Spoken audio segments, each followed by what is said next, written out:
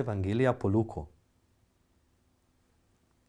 Ostani z nama, kajti proti večeru gre in dan se je že nagnil.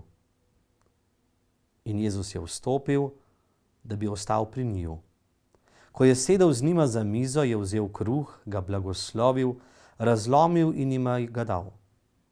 Tedaj so se jima odprle oči in sta ga spoznala. On pa je izginil izpred njiju.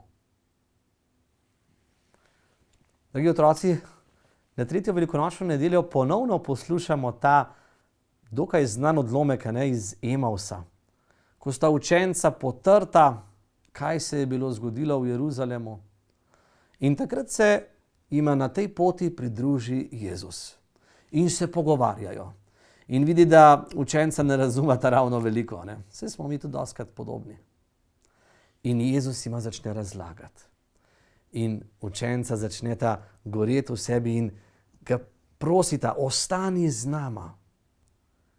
In seveda Jezus ostane z njima. Naj bo to tudi naša prošnja. Jezus, ostani z nami. Ostani z nami v našem življenju. Ostani v naših odnosih. Da jih blagoslovi, posveti, da bojo še lepši. In veste, kje še na poseben način tudi Jezus seveda ostaja vsakokrat z nami? Pri sveti maši. Ko razlomi duhovni kruh in nam ga da, je v tem posvečenem kruhu Jezus sam.